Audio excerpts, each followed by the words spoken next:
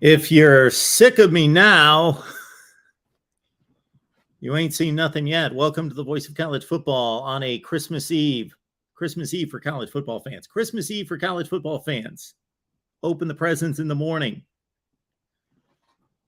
Open the presents. Open the presents tomorrow. Open the presents on a college football Christmas day on August 27th. How about that? There it is. The three teams out of our helmet collection, at least, that will be on the field on Saturday, the 27th. Welcome into the Voice of College Football. Nebraska Northwestern, get it started. Big Ten Conference game. Imagine that, a Big Ten Conference game being played in week 0, as it was with Illinois and Nebraska in 2021. And again, welcome in to the Voice of College Football. Let me drop the link so you can join the show. And of course, keep in mind that we will be live for 24 consecutive hours. We'll be live for 24 consecutive hours starting on September 1st. That is Thursday, September 1st at 4 a.m. Eastern Time. I'm usually just getting to bed at 4 a.m. Eastern Time. What am I doing to myself on that one? But I am going to be joining all of you for some breakfast early at 4 a.m. Eastern Time on Thursday, September 1st. I will be here talking to all of you. Yes, we will be here together. And I've got a few relief hosts ready to go. And they will supplement me for the 24 hours leading into what most of us consider to be the opening of college football on that Thursday night with the Backyard Brawl, Pitt and West Virginia. I believe that's a 7:30 Eastern Time game, and Penn State and Purdue. But tomorrow, let's get back to tomorrow. Nebraska Northwestern and Florida State Duquesne. We also have North Carolina taking on Florida A&M, Wyoming and Illinois. Some of the few Power 5 teams in play. And of course, the nightcap is Hawaii hosting Vanderbilt, is the nightcap, which should take us to about 2 in the morning. In terms of our lineup here at the Voice of College Football, we've got post game for Nebraska and Northwestern. That's going to be right here on the main channel and on the Nebraska channel. That will be me anchoring the Nebraska post game. So you Nebraska fans that want your Nebraska folks hosting Husker post game, you're going to have to put up with me for 1 week because I've got the Nebraska post game for week 0. Then you Florida State fans that want Florida State folks hosting your post game for the Noles, you're stuck with me for week 1, week 0. Yes, we got the Florida State post right here at the Voice of College Football, FSU, and on the main channel. And in the meanwhile, I will be DVRing the Illinois-Wyoming game. That would be the third game that I would most want to see. Yeah, I'm going Nebraska Northwestern 1, and then the Hawaii Vandy game, then Wyoming and Illinois. But I believe that the best game of the day is that game with UTEP and Utah State. No, Utah State's playing UConn. Who's playing UTEP? It was a 1-point spread. Now I can't remember. Nevada and UTEP, right? No, Nevada's a bigger favorite. Now I'm forgetting who UTEP plays, but that's one of the better games of the day, a 1-point spread, and what I believe will be the best, most competitive game of the day for sure. Maybe the best certainty of a competitive game, we'll put it that way. All right. I can already tell. Long day, a lot of talking, and here we go. Why don't you guys do some talking? Let's drop the link here and let you join the show.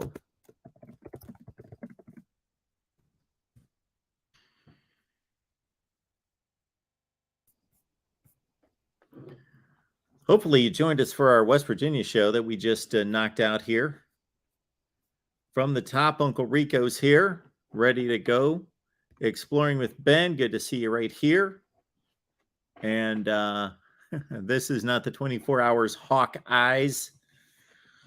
I I understand the confusion here because I did state that we do our 24-hour marathon leading into the season, and the season is tomorrow, but not enough going on for me. We're going week 1 leading into the season. The 24-hour marathon is next Thursday. Last year, my philosophy and approach was, okay, well, we've got games in prime time, and then we're going to do post game after the primetime games, which would take us to about 2 a.m. So I went back 24 hours and we started the 24-hour marathon at 2 a.m. Eastern time, right?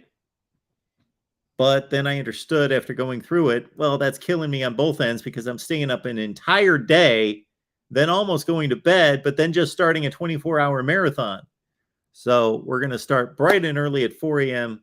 Eastern time on Thursday, which will take us through the post game, and then I crash. All right, let's get to the phone lines here at the Voice of College Football. We've got Aiden on the line. How you doing, Aiden? What's up, brother? I'm doing well. What's up with you? Not too much. Just getting ready to chill for a weekend. Okay. So I have a bet with Mr. Roach, who was my physical science teacher last year on Cincinnati, Arkansas game. We're doing it straight up. I have Arkansas. He has Cincinnati. What do you think of my chances of winning? Well, I think you're a smart man.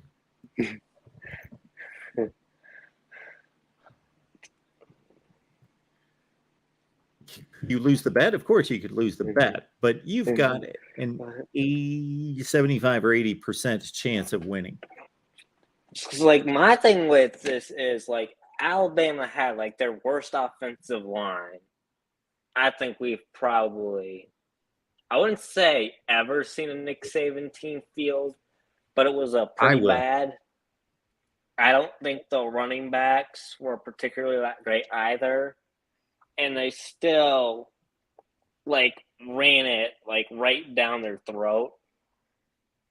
And I think, you know, KJ Jefferson with the running backs he has, you know, his ability to do design runs and all that, escape out of the pocket.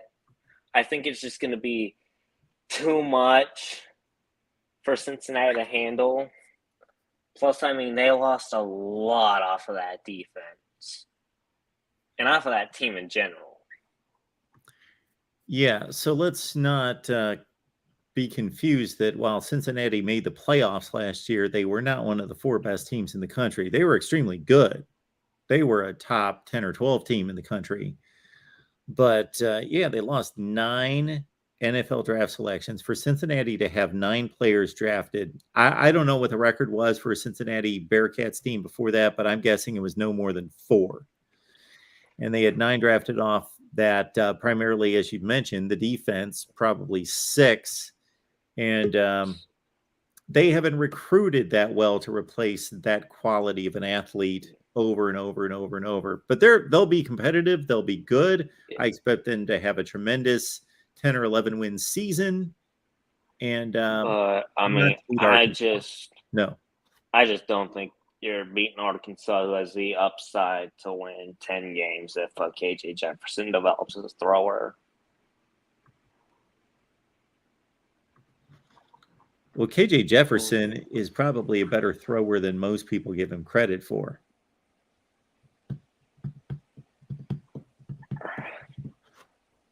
And I think the secondary is going to hurt the most, losing us Gardner and a Kobe Bryant for Cincinnati.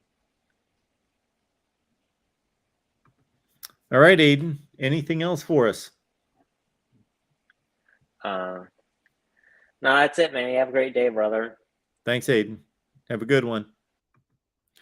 All right, let's keep it rolling here at the Voice of College Football. We got Christopher from Colorado on the line. Hey, Mark. Hey, Chris. How are you? I am doing well. I was just going to ask. Good. I was just going to ask you a question. And again, like I said, you probably get tired of hearing the same question. I apologize if you want to know the truth. I think, I need to do better. I'm smart enough to probably know better questions to ask you than what I do. But I just was going to ask you a question, though. I don't know if you had a chance. Oh, we lost you. You still there, Chris? He was just about to ask me an important question. He was just. Chris, you still there? Hello, Chris? You there? Chris, we're going to let you go. Call back, and whomever is on the line at the time, we will finish the call with them, and then I'll put you right back in line. How about that? Chris, you there? All right. Yes. There you are. Hello? We've not heard anything from you in the last 30 seconds. Oh, I don't know. I've had technical difficulties, Okay. I guess. Now we've got you. Oh, maybe it's because I wasn't getting to the point. But anyway, I was just curious. Do you have any opinion about, because the reason I need to kind of get your opinion on it, there's not a whole lot that I can do other than give my opinion. And did you get a chance to look at the list that I gave you as far as it's the summation of all the teams that, what it was is I had to go back and I had to do it myself. But do you have an opinion about it though? Did you have, I'm just kind of curious because I haven't really heard back from you if you liked it or didn't like it or. So let me take you back to my response of the proficiency rankings that you sent me all time 1 through whatever, 130. Yes, sir. Well, do you remember what my response was? I think you said, I don't want to put words in your mouth. I think you said you appreciate my enthusiasm, but that you have other things to attend to, something to that effect. It wasn't good to that effect, but I also let you know that we're on the cusp of a new season. And okay. This is sort of an off-season project, and I am, just believe me, I won't go into details because it goes well beyond what the business is here and our platform. I'm just buried right now, and we want to focus on the 22 seasons since college football has such a precious short span of time each season. But we will have between mid-January and mid-August to run through the proficiency rating. So I wanted you to understand that I appreciate them, and we will look at them and we will have conversation about them. I'm not trying to plug something. It's I think you even had questions yourself about what my motivation was. I'm not trying. Maybe I'm actually doing something I shouldn't be doing. This should be your show. It shouldn't be about me. I've made a few people upset, I think, because they kind of think I'm trying to push something over on you. I just hope you don't get that idea because I would hope, again, I'm not the sharpest tool in the shed. I'll be the first to admit it. I've learned a lot, but I think the complaints have been from other people have been that, if they don't want to necessarily tune in to listen to me, they'd rather hear from you. But that was kind of why I was curious if you had any thoughts about what I've, not that you have to take a side. You might not want to, but the latest, I have to go through it all. But the latest one I did actually, it seemed to put Ohio State up pretty high up at the top. I don't know if you'd noticed that or not, but that wasn't because of me though. It was because of, them being who they are. I just wondered if you had any ideas about what you thought of it, or if you do have any thoughts about it. So the first thing I'll say, Chris, is I rarely, if ever in my life, this might be the first time that I can truly remember it, outside of course, counseling my own children, that Okay. I've offered advice. Now, when somebody asks me for my advice, of course, I'm willing to give it, but I rarely offer advice because I just don't think it's my place or anybody's place to offer advice to anybody. But in this case, let me just offer this little bit of advice, Chris. Don't be influenced by what you're seeing in the chat. Just do your thing, ask questions. You call the show just like anybody else, and we'll have the conversation about what you want to have a conversation on. So don't be discouraged by what you see in the chat. Well, all right, but I have to be honest with you, Mark. It's the criticism I get it's probably fair criticism. I'm not the smartest person. I'll own up to all of it, and I'm probably not the most interesting person. I probably don't express things the way I ought to. But I'm not a professional person either. I don't have that set of skills to back up what I say. And, maybe that's part of the things that I need to work on, but, I do the best I can. And so the criticism hurts, whether it's meant to hurt, I don't know. I'm 53, I'll be 54 relatively soon.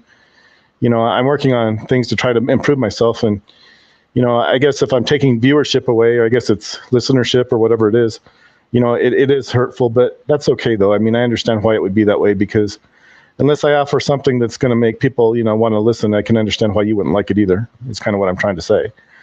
But the couple times that I've mentioned, we're going to wrap up the phone call, for example, because we've got, it's at a certain time in which there might be a topic that's extremely important in college football, or there are games the next day or something like that, where I know that the majority of the audience wants to focus on that solely and not, all-time proficiency ratings. So I'll make a statement here, and then we will move on from that. The margin between Ohio State and Alabama here, as I see it, 0.73 versus 0.729 is obviously razor thin. Sure. And can I explain that a little bit? Will you let me explain that? All right. Because I think there's some confusion out there, and I think there's people that think I'm like loading it. You know what I mean? Like, oh, I know what he's doing. He's loading it so that and I'm really not, but in all honesty, because I try to be an honest person, the initial result, I think, did have Ohio State considerably ahead. And then I realized somebody actually helped me understand. I don't remember exactly who it was, but there was somebody that said, well, that can't be right because, and they gave me all these, in, the side chat, they told me they kind of told me where to stick it, because they kind of told me that if that's what I got, that was wrong. And they gave me a list of reasons. And so what I ended up having to do was figure out, I guess, what I thought I was, and I guess I either got really lucky but anyway, I figured out kind of what I was doing wrong.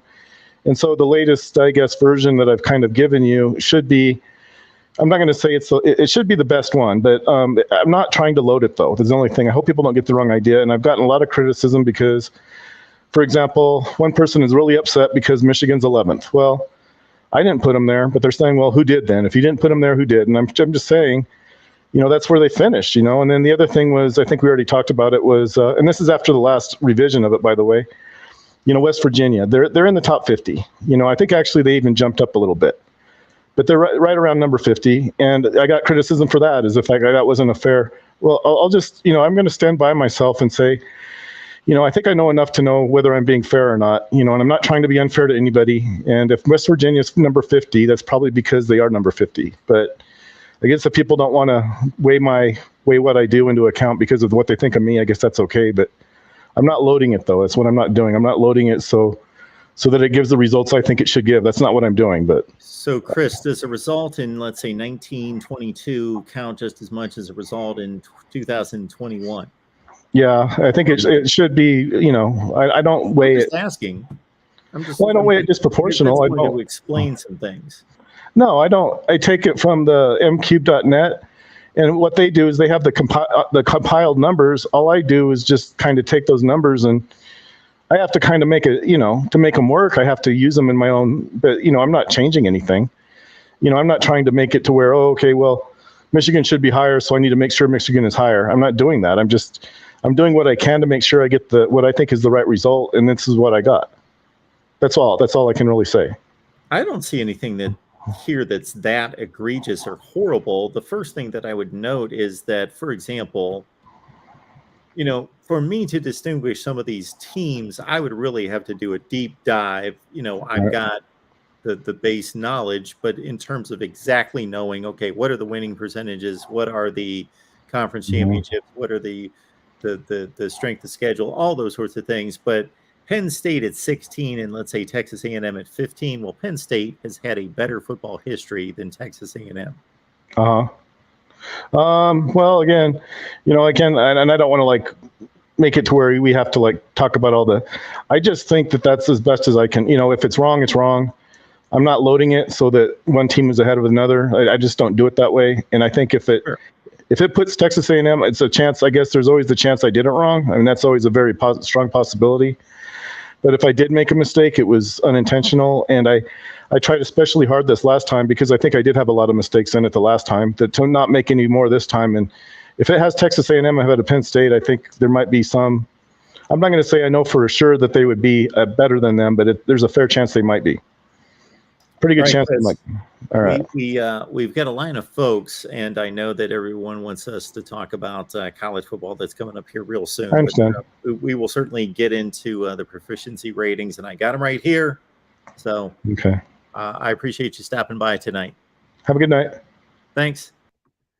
All right, Joey Foster, all psyched up, geeked up, nerded out, ready for Thursday night. Joey, what's going on?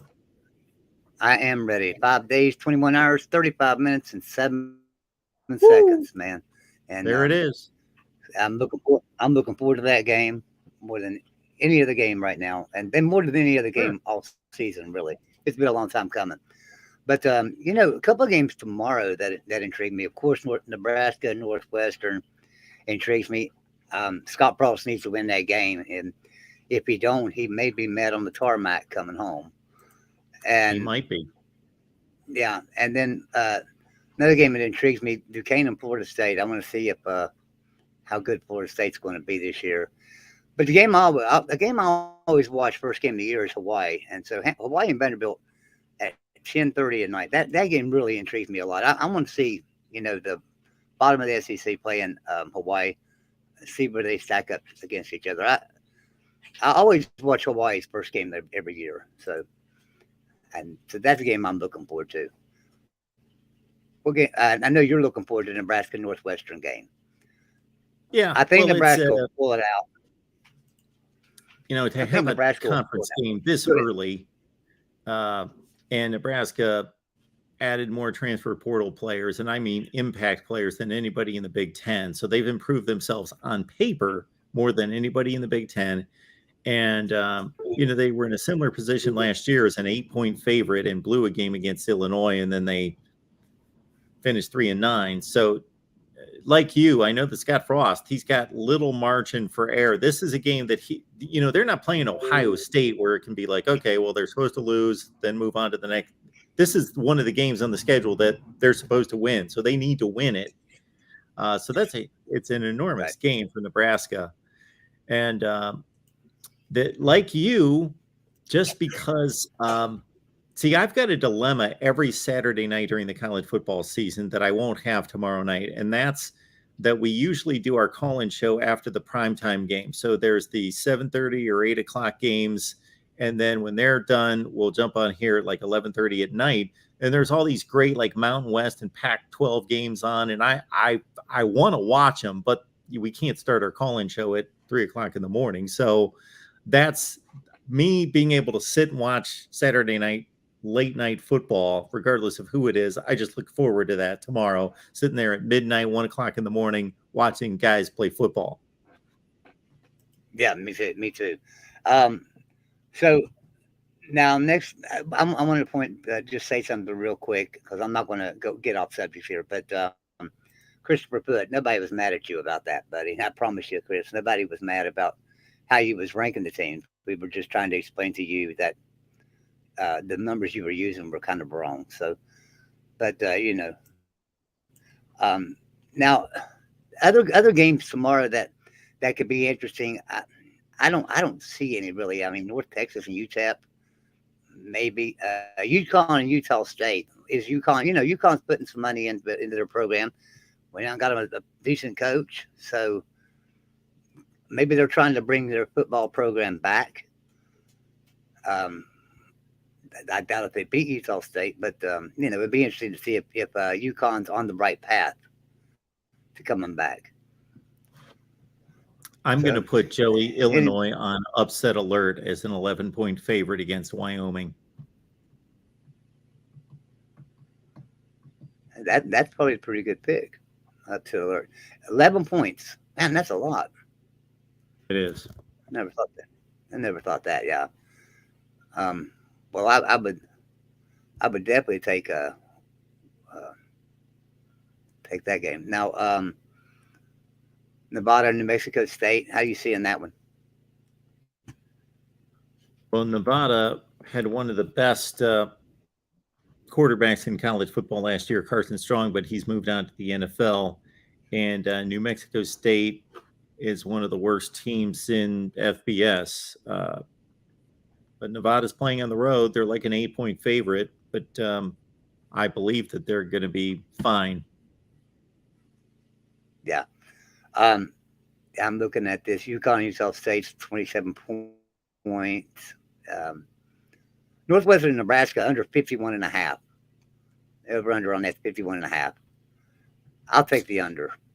I'm not a big over under guy, but if you look at the point spread, which is what are you seeing now, Joey? It was 13.5. I am not seeing the point spread here. It's just telling me the over under. 12. So So anyway, that point spread's 12. 12 points. so it's come down a little bit. So basically, they're telling us that this game is going to be something like what? It's going to be 30 to what, 51 points? Is that the over under? Yeah, So this 51 and a game's half. going to be like 51 it's and going to be like 31-20, 32-19, something like that. 32-19, something in that range. Yeah. So that seems a little high. Yes. Yeah, I'm Northwestern taking the doesn't under on score. that. So. Northwestern can't score until proven otherwise. All right, man. Well, I'll get off here and let you get to some other calls. Thanks, Joey. Appreciate it. We have a never mind. I'll bring it up later. All right, man. Have a good night. Thanks, Joey. Our man Joey. Let's keep it moving here at the Voice of College Football. Got plenty of calls coming in. We got our man David Greenshield, Mr. Buckeye. David, how you doing? Hey, Mark, how are you? I'm doing well. What's going on tonight? Well, I am excited about that Nebraska Northwestern tilt tomorrow. I forgot to check today. Where's the line on that right now? Have you seen? We'll see. Right. The last I saw, and I put this on our Patreon because the lines move, as you well know, and it was at 13.5. Now, we just had our last caller, Joey, say it was 12. Wow. So, I mean, Northwestern's getting that many points? Yep.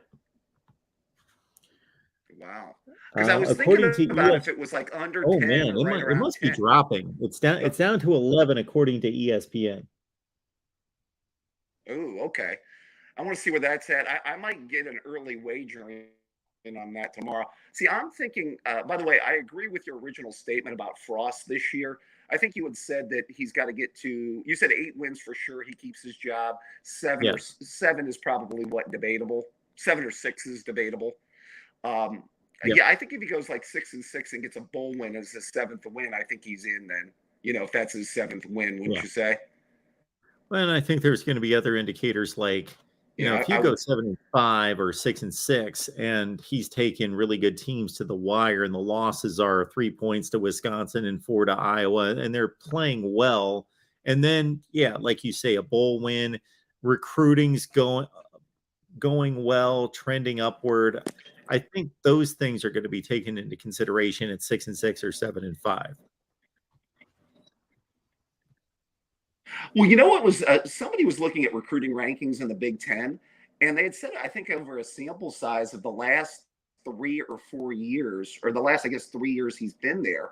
I from what I hear, they're 4th in recruiting in the last 3 years behind Ohio State, Michigan, and Penn State. I don't know if you noticed that, Mark, but you think about that, for that to produce that little wins, that's pretty amazing when you think about it. I would guess, make an educated guess, because I do look at recruiting rankings a lot, that Iowa's and Wisconsin's are very close, and Michigan State's. Okay.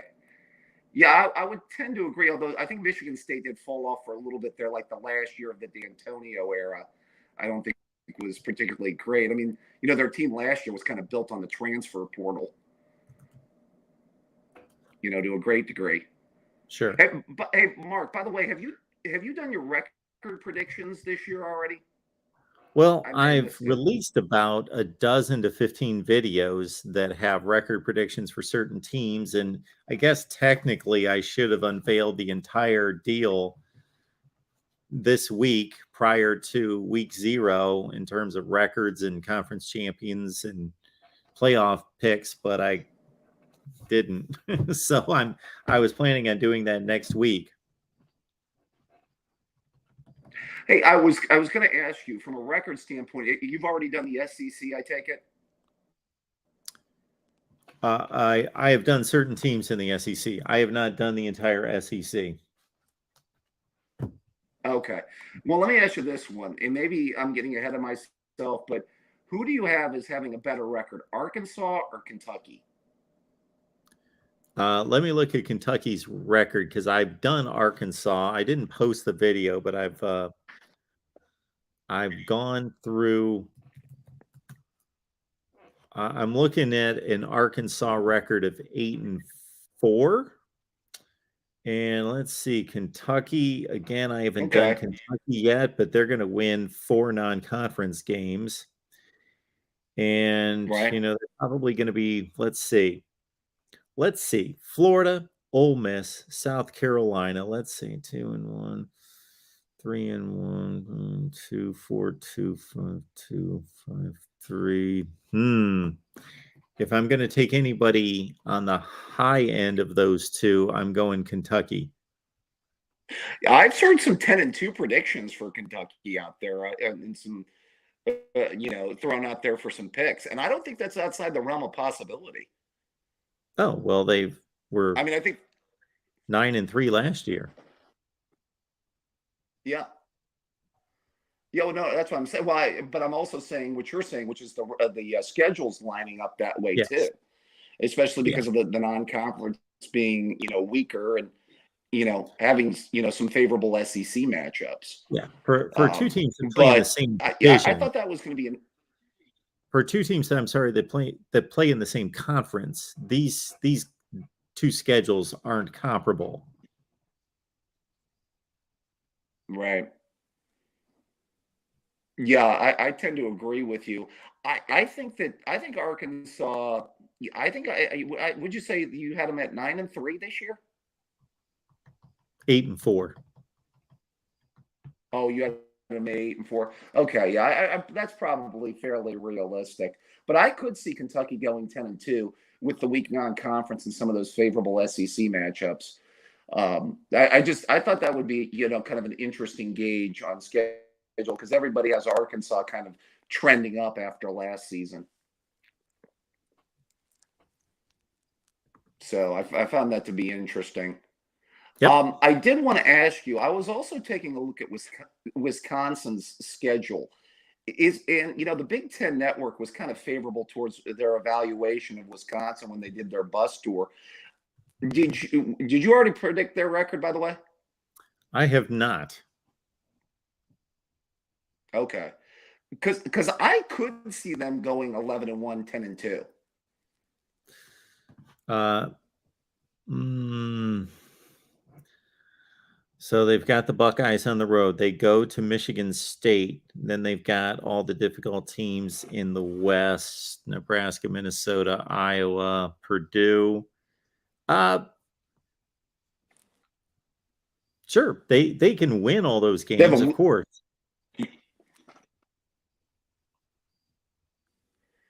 So you've got Minnesota as your dark horse, right, this year. I mean, if you already go ahead and pick Minnesota's record, by the way?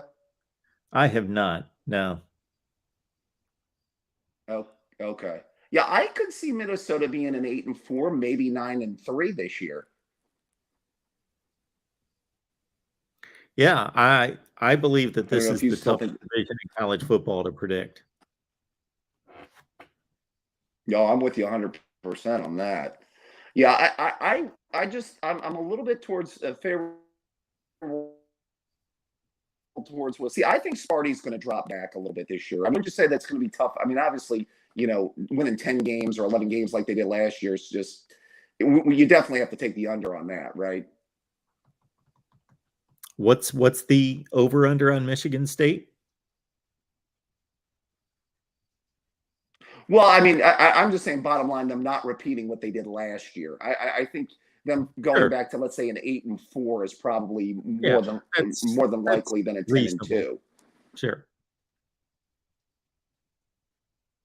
Yeah, because I think they fall back. To me, I still think Penn State's really interesting this year, too. I know we didn't get a chance to talk to this on Big Ten. By the way, is Sean Clifford going to get a pension Mark, for being at We're kind of Penn losing State you, that David. long?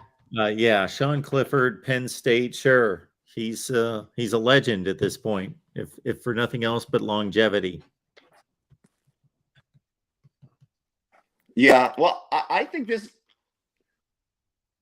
Yes, David, we're I think losing this. you It quite a just bit feels here, like he's been David. there for So, big year for Franklin. I think getting that contract extension. Yep. Yeah, we're losing you just way too much, David, to continue the call. Just nobody, I think, can hang with All right, you. Mark. Well, I'll try and.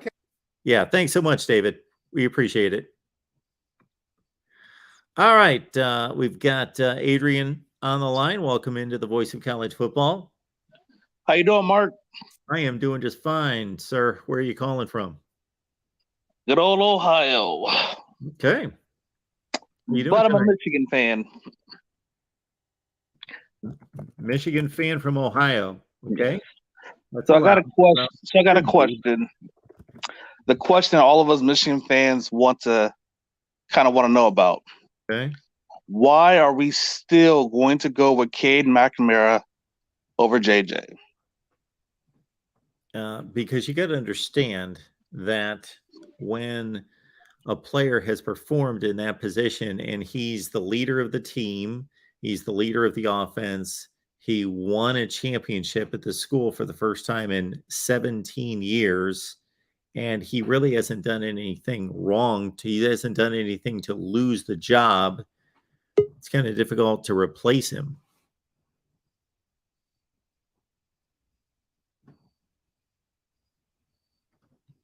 Okay. Did we lose Adrian? Hello, Adrian. Can you hear me? Adrian, with us? Yeah, I'm here. Okay. So my biggest thing is that we got back. We made it back. Won a Big Ten championship. Yes. And as a Michigan fan, ecstatic. Yep. My daughter's first time getting to see us beat Ohio State, had tears in my eyes. But we want more. As fans watching this team, Sure. we want more. And if JJ can be the reason, if he has all the potential, heck, put him out there the first 3 games. Let him throw a couple picks. Let him learn how to play a full game. We're good. We could win with O'Corn in. We could win with anyone in there the first 3 games. We have enough talent. So at this point, let's go with a guy that can get us over the hump. That's just my opinion. So I'm not saying that you're wrong in any way, because I would be a hypocrite to say that to sit here and defend Cade McNamara and say that he should be the starting quarterback when I'm on record of saying a number of times that if the evaluation of J.J. McCarthy versus Cade McNamara is what we all believe it is to be, and that's that Cade McNamara is a really good quarterback, but with limitations, and he's probably a top 25 or 30 quarterback in the country, while J.J. McCarthy could turn out to be a top 5 quarterback in the country, then what I believe Jim Harbaugh needs to do is choose J.J. McCarthy. He needs to do one of 2 things, in my opinion. Either choose J.J. McCarthy out of camp, make him the game 1 starter, and say, we love what Cade did last year. He's a great contributor to the program. What he did was phenomenal. He led us to a championship, but I told everyone I am comparing the 2 players, and through August camp, J.J. McCarthy proved to be the better quarterback, and he gives us a better chance to win. So we are going in that direction. Okay.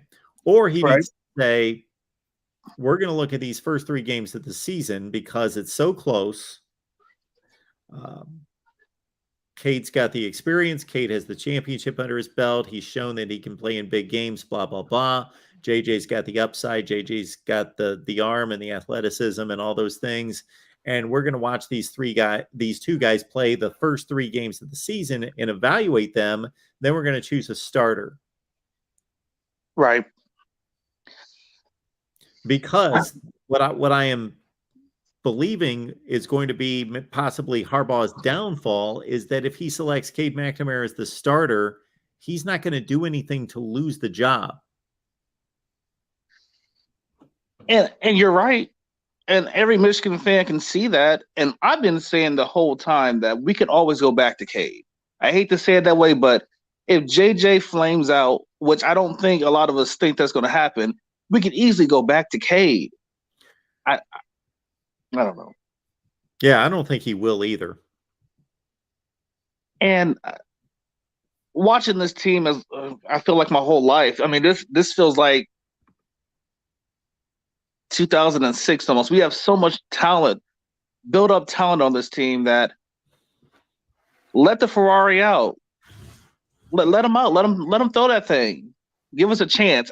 And to be honest with you, I think that with either quarterback, there's a good possibility we'll go 11-0 until we get to Columbus. And I'd rather see JJ out there. That would put a little fear, and I would hope a little fear in some Ohio State fans seeing JJ out there instead of seeing Cade out there.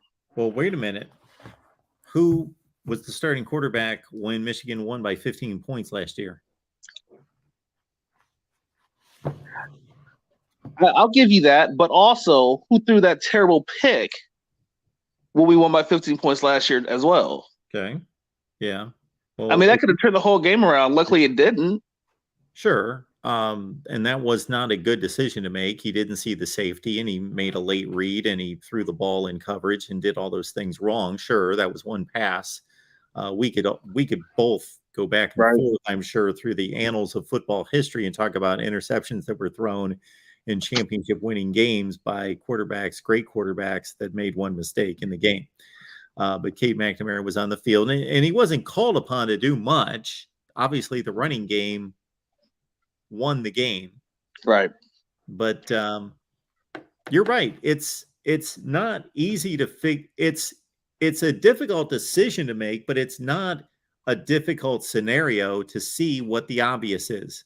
Cade McNamara's won the job in the past, and he led this team to a championship, and he's a good quarterback that has a limited skill set, and he's matched up against a guy that, because he's not been given the opportunity, we don't know what he's going to do when he's got to play a game from the first snap to the last snap. He's played in meaningful games against good opponents, so it's not like he's not been on the field, but he's not been given the responsibility of leading the offense every play, every series. But we know he's got a better arm, and he's got more talent as a runner. Right. Right. And to be honest with you, that Georgia game, the look that Cade had, every Michigan fan knows, is that he wasn't the guy. He just wasn't the guy then. Now, I'm hoping he progressed. I don't think he hit his ceiling at all. I don't think he's peaked. But I just hope we're not making the wrong mistake. I hate hearing the Tom Brady, Drew hits and crap. I get it. I understand all that. But Cade isn't Tom Brady. I'm just going to say it right now. He's not Tom Brady.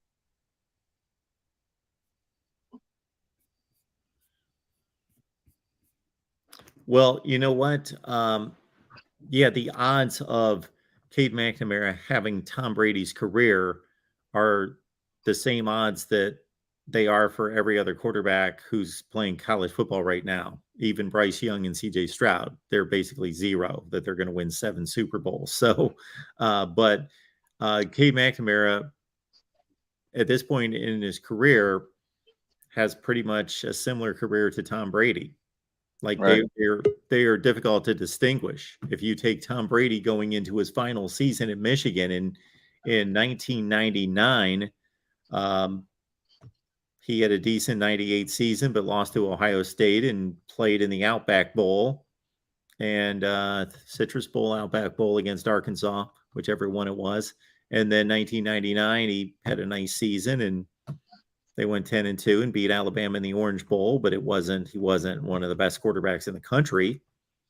And then onto the NFL, and the rest is history. So, man, I'm hoping for the best. I appreciate your time. Before I get out of here, I want to tell you this. When you see Dez again, please tell that guy to stop killing my guy, Jabril Peppers. One of the best players ever at Michigan, in my opinion. okay. I appreciate you. Adrian, you could always come on the show and you could tell Dez that he's avoiding me. That's why he's avoiding me. Okay. All right, Adrian. Have a good one, man. You too. Next time I get Adrian on the phone, I'm going to ask him what went wrong. You know, where did it all go wrong? Adrian from Ohio, now raising his kids as Michigan fans in the state of Ohio. Where did it go wrong, Adrian? Okay. Next up here at the Voice of College Football, Ben's on the line. Hey, Mark. Sorry, I took myself off mute. You're good. What's going on? Not much. I get to talk to you finally. It's been a long off season for me. I just getting back into football. Caught a couple of your shows, and cool. I'm psyched. I know you are. Absolutely. This is what we live for all year. What's going on with you? Oh, not much. I was calling originally. Thought I was going to be talking about a little bit of that Northwestern and Nebraska game, and then they got me thinking about the Hawaii game, the Vanderbilt one, and that one. I just looked at the lines on it, and it's going to be a close one. And I've been kind of a little bit of the lines are close. We'll see what the game turns out to be, but I've been a little bit of a Hawaii fan because I kind of like the team that I watch that gets a little bit of national coverage, and every once in a while throughout the year I'll watch them. So I was kind of hoping they get to pick off a Power 5 conference team with, I'm doing the air quotations. You can't see me, but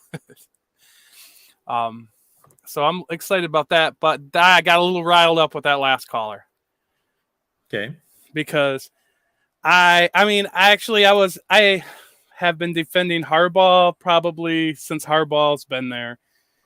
And me and you've had a little conversation about Harbaugh versus James Franklin last year. Yeah, I remember him. Yeah. And I'm already boring you. No. I'm just kidding. You're yelling and I'm just messing. Take that personally. Don't take that personally. I'm not. When you started to say that we've had conversations about Harbaugh, I was thinking, okay, I've had all sorts of conversations about Harbaugh. I don't remember those until you mentioned the comparison with James Franklin. Then I thought, okay, this is the guy. All right. Yeah. But anyways, yeah, I think it's easy for a fan to sit and say what you should do. I mean, this whole, like you said, you brought out even the point earlier, the whole team picked him as a captain. Yeah. They got to see, they're at the practice every day. We're not. Oh, I'm not saying it's easy. And I hope I've gotten this across and people need to understand that, when it comes to a situation like this, I've addressed this thing like 58 times.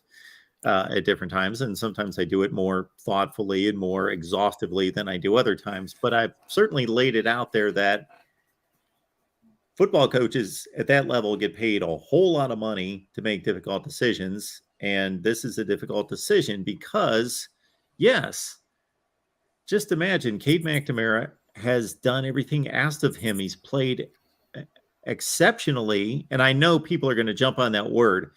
He has played exceptionally within that offense. Now, I'm not saying his numbers are exceptional. He didn't throw 45 touchdown passes last year, but based on what was asked of him, was he perfect? No. He threw an interception against Ohio State. Okay, wow. He filled his role. He won a Big Ten championship, and he's on the leader on the team. And you have to realize, as the coach, if you're just going to yank him for not doing anything, just imagine if Cade McNamara wins this job going out of August camp, but Jim Harbaugh has it in his mind, let's say, that he's going to do something similar to what Dabo Swinney did in 2018 with Kelly Bryant and Trevor Lawrence, and he's expecting Cade McNamara to give up the job or to falter at some point so he can throw JJ in, then that's why I said to the last caller, that's not the move to make, because, Cade McNamara after 4 games may have 12 touchdowns and 1 pick and be doing everything right and still be the same guy. He's not the best quarterback in the country, but how in the world, you better not start the season with Cade McNamara thinking that you're going to yank him justifiably. You can always yank him. You're the head coach. You can do whatever. But I don't know what kind of message you're sending your team if you put him out there and he's playing lights out and doing all that you've asked him to do, but you've got it in your mind, we're going to eventually play J.J. McCarthy. And then I don't even know why you would do that anyway, because J.J. McCarthy, if he's going to be the championship quarterback you're grooming him to be, he needs reps. So he might as well start from game one. So you don't think there's a scenario where he puts in McNamara and plays him? And I mean, according to what I hear, McNamara is playing better, but you hear that about probably about every quarterback every year. But even Cade, one of his interviews, was talking about his throwing has gotten a lot better. The BTN crew is supposed to be kind of praising him over those same things, but you don't see a scenario where there is possible. Well, even last year, JJ came in quite a bit. Yeah. I mean, even we're down to Nebraska and Harbaugh put McCarthy in. Yeah. You don't see that there being a justifiable mean of playing both quarterbacks, or playing, JJ McCarthy even more, but not making him the man if you have to have the man. Absolutely.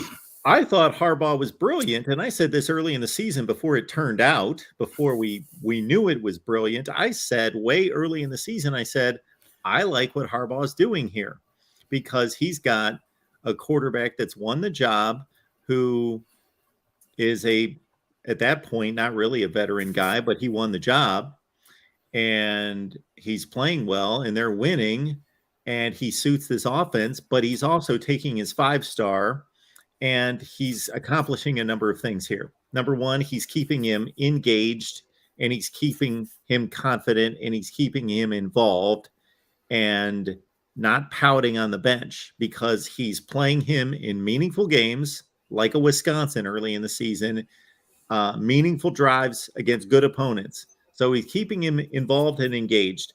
Plus, number two, he's giving the defense something to think about, because when McNamara's the starter and JJ's the changeup, well, JJ's obviously just a different skill set. So he is bringing something different to the offense when he puts JJ in. And number three, he's playing him against, again, good opponents, meaningful drives in key situations. So he is preparing him for, if Cade gets hurt or falters, that he's going to have reps against good teams in non-garbage time, and he's going to be prepared for being the starting quarterback. So I thought he played it beautifully last year. Now, could he do the same thing this year, but just give JJ more time? He could. It doesn't work in reverse, though. If he makes JJ the starter, there's no reason to bring Cade McNamara in. Well, this is do anything different. He doesn't present anything different to the defense. Well, here's a scenario, though. Let's say we do start JJ McCarthy, and he gets hurt. He had shoulder issues last year. Yep. He gets hurt, and then you have your should have been. I mean, according to Cade McCarthy, Cade McNamara, he should have been starting all along in his mind, and now he's brought in. I mean, that's kind of a hard thing from a player's, if you're trying to gauge, not just for the team the team picked him as a captain, but just not from the team's perspective. And if you're looking at what's not just for the team, if you're not picking up just for wins and losses, or just for if you're looking at team morale, player morale, if you're that's going to be a hard thing to explain to your players. It's going to be a hard situation to have to deal with. Well, let's say this is going on in camp right now.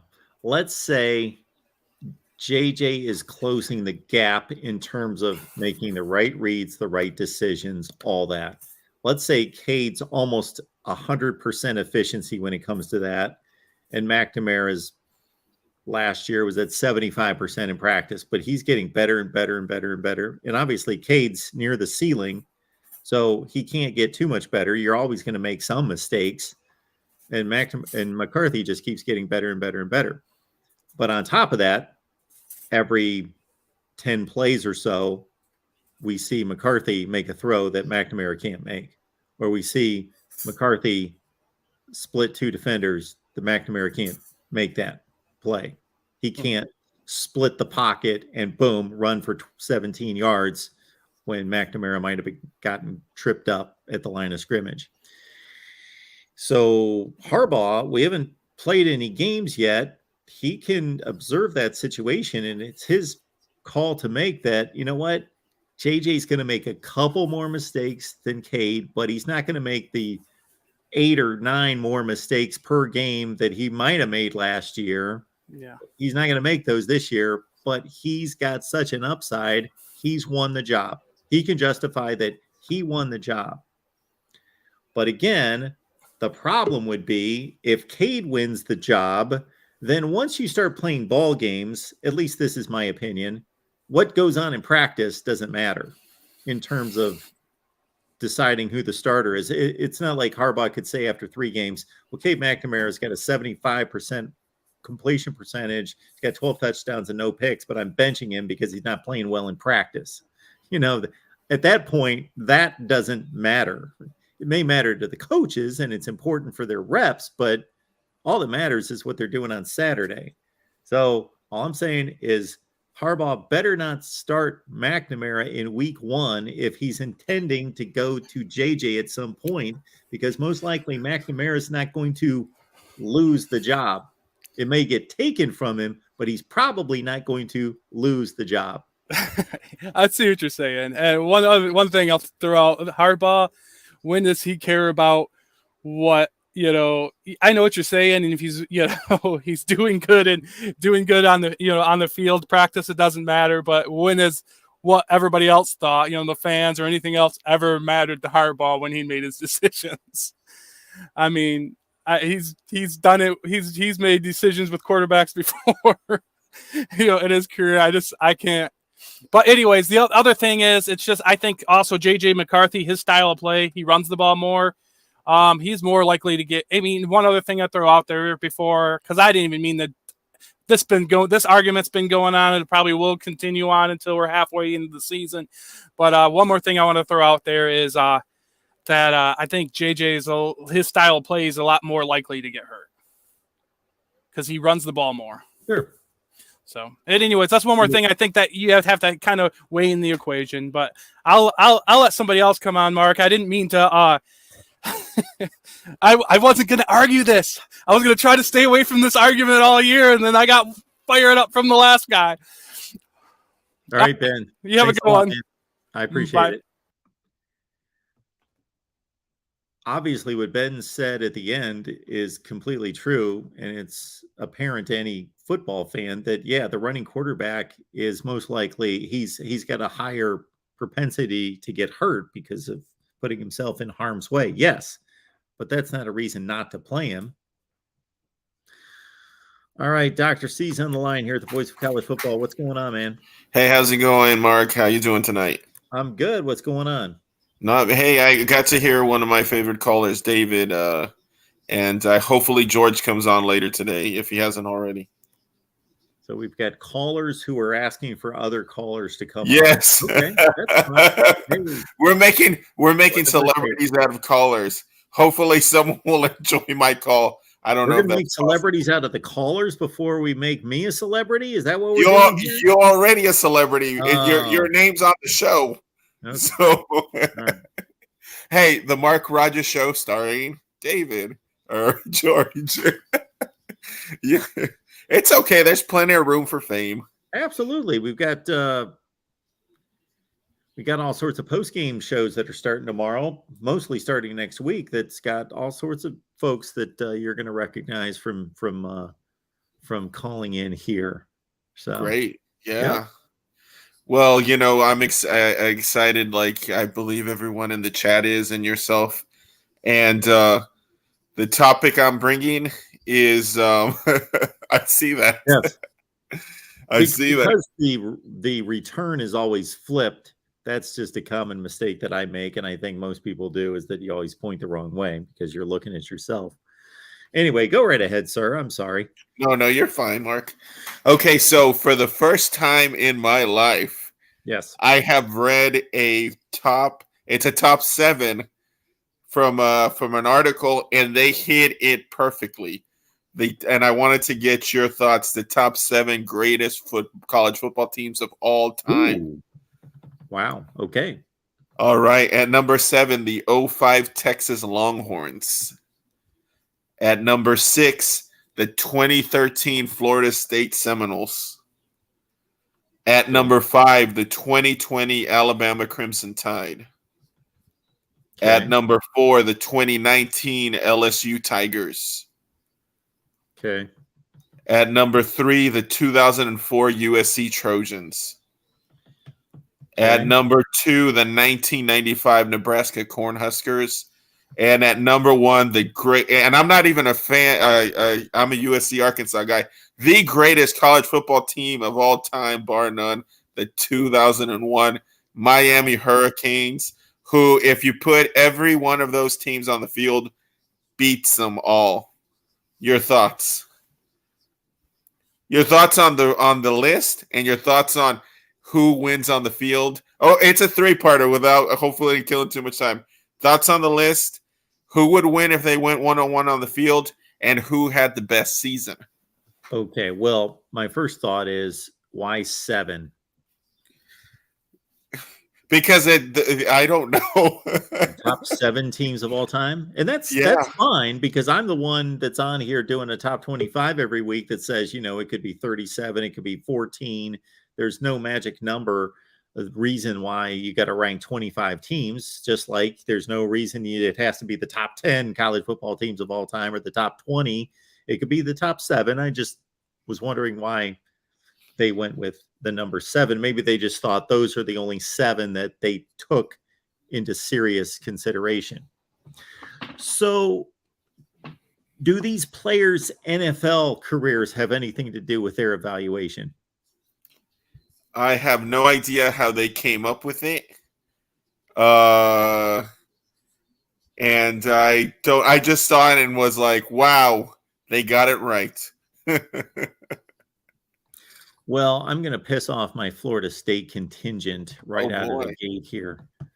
That 2013 team was phenomenal. Of course, they won a national championship. Was that team really tested? That team played a horrible schedule. Horrible schedule. I just remember every single highlight being of Benjamin running wide open. Yeah, against everyone. 50-yard runs. And Wake Forest. So they had a great team, and they can only play the teams in front of them. But the ACC was no good, and they played Duke. They played Duke. Now, I understand it's not Duke today. It was a good Duke team. But when you don't reside in the SEC or the Big Ten, this sometimes happens, where the best team in the country is playing like the 24th best team in the country in a conference championship game. We saw Clemson just annihilate everyone for 6 years in the ACC championship game, other than North Carolina gave them a game, and so did Virginia Tech. But, 62-21 against, or 62-17 against Virginia. That's the kind of game we got. What was the final score of that game? 45-10, Florida State, Duke. And since there was no playoff, I would have loved to have seen this Florida State team 1 year later have to play 2 great teams in the playoff. But they played the BCS championship era where they obliterated their opponents. They played one really good team, and that was Clemson. And they weren't a great team, but they were a top 10 or 12 team in the nation. And they did truck Clemson 51-14. It does note that they say they won 5 games over ranked opponents. Okay, these ranked opponents, I don't care that they were ranked. They were no good. Okay, Duke was ranked. Duke was fine. But again, you're not impressing me with the 24th best team in the country. So the schedule was just not good. And I'm not saying that they shouldn't be ranked that high, but that game that they played in the BCS championship game, they didn't exactly go out there and dominate Auburn. And this Auburn team they were really good, but everyone will remember that Auburn team, they were really good, but I don't know if we replayed, if we were able to go back in time, replay that season, that Auburn would have been anywhere close to the BCS championship game. They made it there on smoke and mirrors. Like, they were a top 10 team in the country. I don't think they were the second best team in the country. And they should have beat Florida State. You know, that game was, you know, Florida State had to score with like 8 seconds left in the game to win the game. I'm not that impressed with Florida State's season. They were a great team, but the season that they played against those opponents don't rank with some of those other teams. Yeah, I mean, those are all very solid points. They beat Maryland like 63-0. That's great. Maryland was ranked at the time. That's another issue I have with some of these. They beat 5 ranked teams. Well, where were these teams at the end of the year? Maryland being ranked at the time, I don't believe that they were ranked to conclude the season.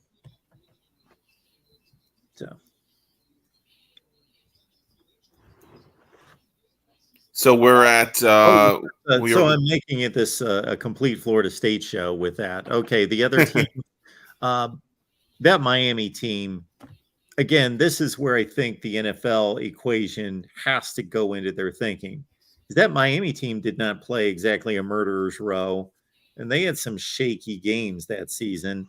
Yeah. Didn't they get close with Boston College, right? They had a really close one. That 11-7. Mm-hmm. Boston College is about to score an upset. They're like down to like the 4-yard line, and they're down 11-7, and then Ed Reed pick 6 the other way. Well, credit Ed Reed in Miami. Of course, they made the play, so you got to play the entire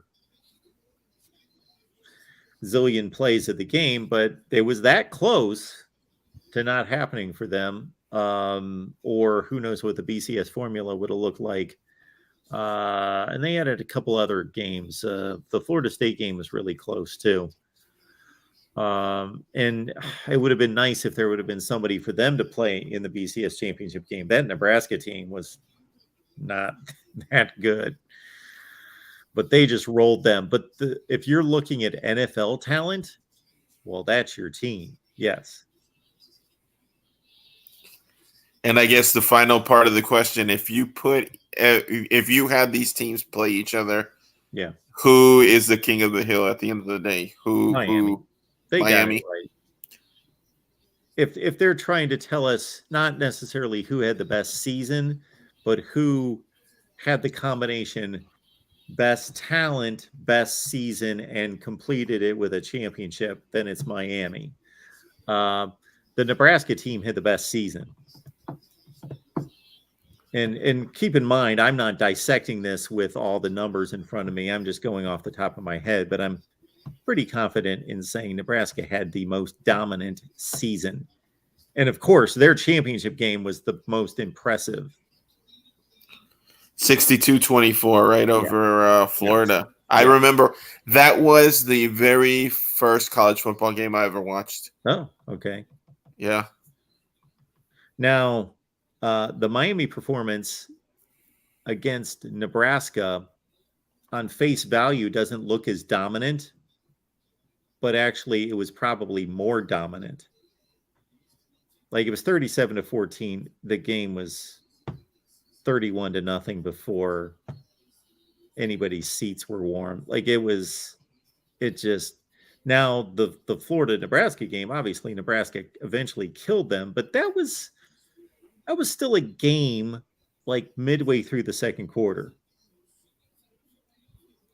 But that Florida team was better in 90. That 95 Florida team was much better than that 01 Nebraska team. What do you think of the 04 USC Trojans being ranked over the 05 Texas? Well, USC, give Texas all the credit in the world for winning the national championship the next year, but I still think USC was the better team. Yeah, and, made mistakes that they shouldn't have made, but they did. And great teams, all-time great teams, don't make those mistakes. So it was I'm sure we could go through the lineups of 04 USC and 05 USC and see who. I can't remember off the top of my head what NFL type players. I'm sure they lost some, but of course others emerge. That USC team, they went undefeated. And did all those teams go undefeated? They did they? Yeah. I believe so, yeah. Yeah.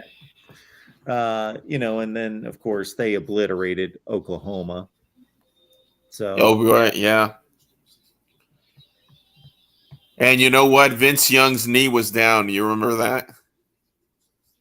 Vince Young's knee was down? Yeah, in the game against USC. His knee was down. He gets back up and then runs and scores a touchdown. What? Yeah. I don't remember that. Yeah. Put it on YouTube.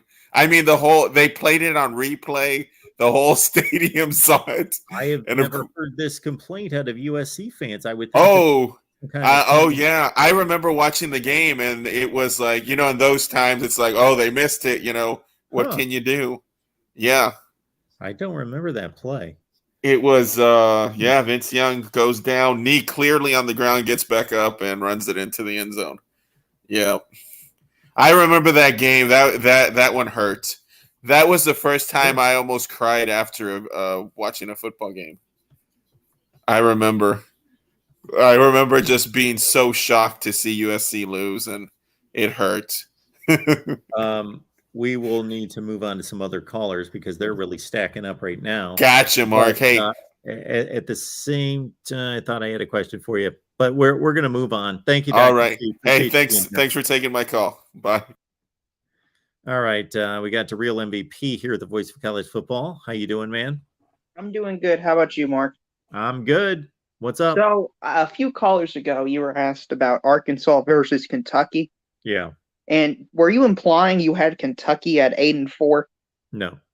Okay, you've got them going 9-3. I don't know.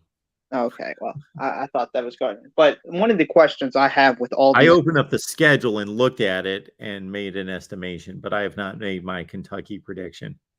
That's fine. But the thing I don't like about all-time list is what rule set are we playing under? That's going to determine what team's better than not.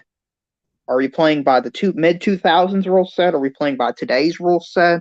Or are we playing by the 70s and 80s rule set? That matters so much when determining these all-time lists. Because if we're going like the 2019 LSU team, if we're playing by their rule set, they would probably dominate most of those teams on the list. It's just a completely different game. Whereas back in the day, you could go over the middle and hit people. You can't do that now. Well, all the teams he listed were post 95. So, I don't know where they started with that. That's a slippery slope in a number of ways. If you're just going to compare teams against their competition and against the era, then you can bring in the 30s and 40s and whatever. But obviously, we know that they're not going to compete in actuality. If we could transport them to 2022, they're not competing. But where do you draw that line? Because it's now I'm not a proponent necessarily of evolution, so follow me here, but there's evolution of the sport, of the player's body, physique, of conditioning, of all those things. Just they didn't have those advantages back then. They didn't treat it like a profession. They just went to college and played football and practiced after school and played. So they didn't weight train, nutrition, So they shouldn't be judged as harshly, but maybe if they would have had a shot to be much better. But so that didn't just start like in 1970 or 1990 or whatever. So at what point do you judge that those players could compete today? Well, you really can't. I'm here to tell anybody that thinks that they've got the magical year, because I hear this all the time. Well, we should only count since 1980, or that's idiotic. No, there's no magical year. That's exactly right. I just think it's a continual graduation, as you say. And of course, that's why I think that the more modern you go, That's why you get most likely you'll have the greatest team of all time. And in my opinion, the 2019 LSU team was the most successful team of all time. I'm not sure if they're the greatest, but they're the most successful. Meaning they played the toughest. They played the toughest schedule out of and went undefeated with it. I mean, if you look at the final AP ranking, I believe they beat 6 out of the top 8 teams. Okay. There's something crazy like that, and none of their games were really close outside of Alabama and Texas. They beat 6 of the top 8?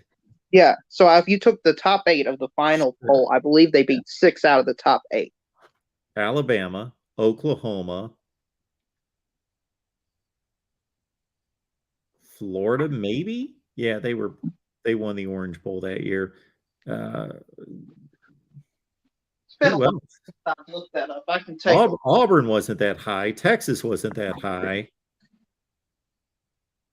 Yeah, Texas 2019. No, not Texas. 2018 Texas. It's been a few years since I've looked it up, so I could be wrong. Yeah, Georgia. Okay, there's 4. Well, obviously Oklahoma, Clemson in the playoff. Georgia, Bama. I said somebody else already. Florida. So 5. Okay, there might be somebody I'm missing, but it wasn't Auburn and it wasn't Texas. But anyway, we do actually have games tomorrow. I'm not sure if anybody's aware of this.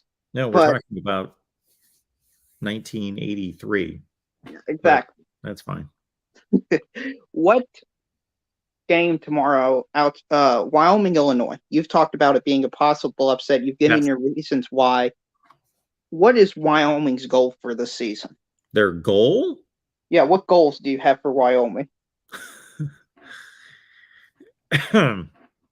Not often place myself in the role of the Wyoming head coach, but to win the Mountain West.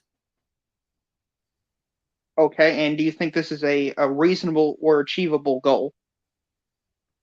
It's a reasonable goal. They're not going to. Okay. Do you have a team in the Mountain West you think is who do you think's favored to win it? Air Force, probably. Okay. And Air Force, Boise State's probably, it's some, you got 4 really good programs / teams out there with Boise State, San Diego State, Fresno State, and Air Force. Yeah, and I've seen Air Force as the team that could be representing the group of 5 in the New Year's Six Bowl. What do you think about that? I think it's possible. Do they have a non-conference game against anyone tough? Let's see. Let me take a look at Air Force. Normally I don't look at Air Force. I'm not a deep expert on Air Force's schedule. I guess I'm supposed to be, but they play Colorado. Yeah, they play Colorado. I'm gonna throw this out there. Might have the worst record of any Power 5 team. I'm not joking. If you look at their schedule, you can't find 2 easy wins. What I chuckled at when I first saw that Colorado game was, especially since I'm talking to you, is that if anything, maybe the Mountain West it should be favored over the Pac-12. So maybe that's like my first reaction was, okay, it's a Pac-12 bad Pac-12 team. So okay, yeah, they don't really play anyone. Navy. Yeah, those are the 2 non-conference games of note. Army. So So anyway, Air Force. Dark horse.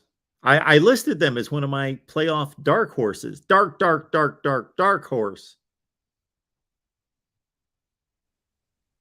Okay, and I've got Colorado's schedule pulled up if you want me to run through it. Why? I mean... Oh, because you think they're going to have one of the worst. Yeah, they're going to have the worst. Not one of the worst. That's a tough non-conference schedule they put out there for themselves there. Yeah. If you tell me 2 wins on that schedule. I applaud them. Okay. TCU, Air Force, at Minnesota, UCLA, at Arizona, Cal, at Oregon State, Arizona State, Oregon, at USC, at Washington, and Utah at home. Yeah, I'm going to say that they're going to win. They might win 3. I think they could go 1-11. I think 0-12 is on the table for Colorado. I'm not joking. 0-12 might be on the table. Possible, but let's not overestimate Arizona's ascension. I'm not saying Arizona's going to light the world on fire, man, but I'm saying they'll be capable. They won't be. I mean, it's almost impossible to be as bad as they were last year. And they're playing a lot of marginal Pac-12 teams like Cal and Arizona State that are better than them, but still, those are not teams that can just walk over Colorado. Yeah, I got you. And I pulled up the final rankings for the 2019 season. Clemson was 2, Ohio State was 3, Georgia 4, Oregon 5, Florida 6, Oklahoma 7, Alabama 8. Yeah. So they played Clemson, Georgia, Florida. Did they play Oklahoma? Yeah, yes. Oklahoma and Clemson. So they played 5. Wait. Clemson, Oklahoma, Alabama, Florida, Georgia. Okay, 5. So, I was off by 1. So that was, in my opinion, the most successful a team has ever been. Was the 2019 LSU Tigers. Yeah, they're up there. Yeah. So, Mark, that's all I got for you tonight. Hopefully tomorrow we'll all be at your post-game show with Nebraska Northwestern. Yes, about 4 o'clock Eastern time. See you then. All right, Real. Thanks, man. All right, let's hit some super chats before we get to Porter here. Falcon Rax, thank you so much for the super chat, 777. Only 5 years in college football history, 1983, 87, 89, 91, 01. I'm going to have to think a long time to figure out the connection between those 5 years.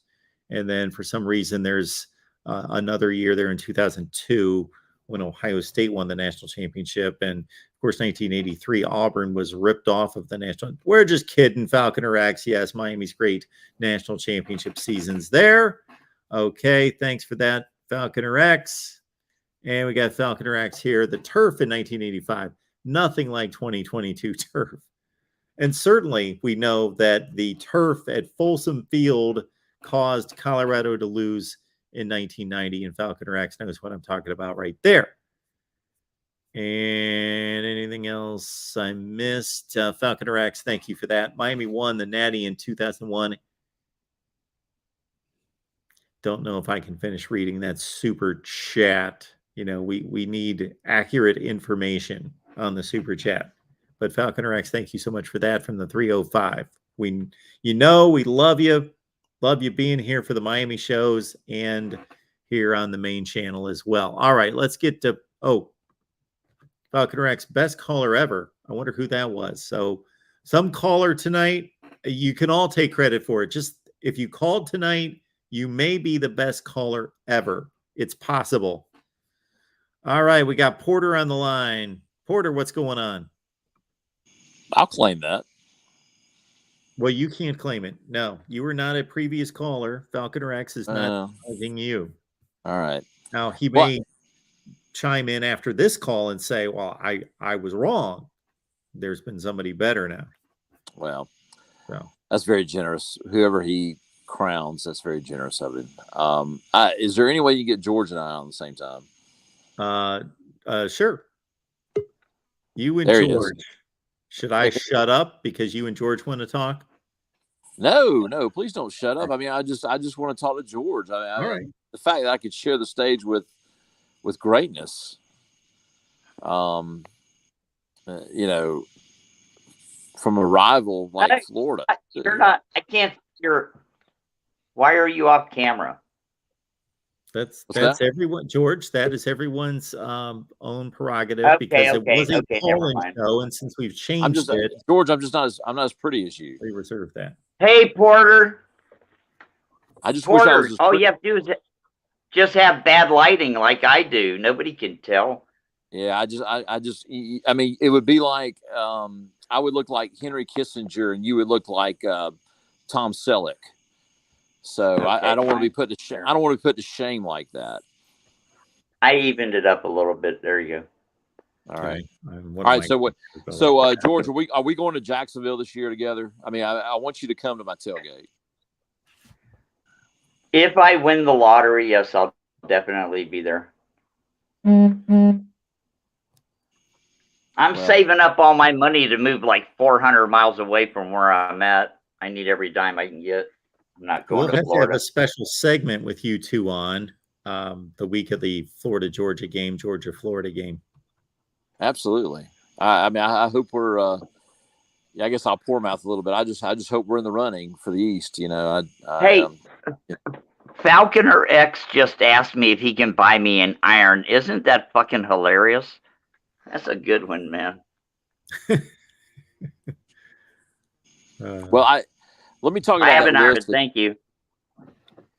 Well, hey, George, I'm going to give you a compliment because a backhanded compliment. How about that?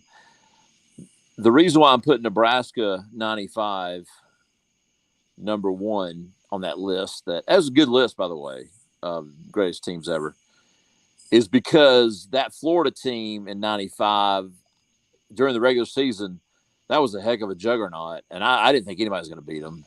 And the way that Nebraska just ran through them in that national championship game, I got to put Nebraska number 1, best team I've ever seen, 95. Yeah, I'm still in shock over that one. I didn't see that coming, really. Yeah, it was, and it had to hurt even more, George, because that the quarterback was from Florida, Tommy Frazier. It was just the whole thing was just literally embarrassing. It was embarrassing, man. We did it again last year with Oklahoma, didn't we? Didn't they beat us by 62 to something? Or whatever. Last time we played. Yeah. Well, hey, Mark, I'm going to ask you an administrative question. These post-game shows that you're doing, I'll be honest with you, I kind of put it off, and I didn't really. And then I heard you've already got a Georgia show already scheduled. Is that right? You already got a team? I sure hope so. What's the commitment?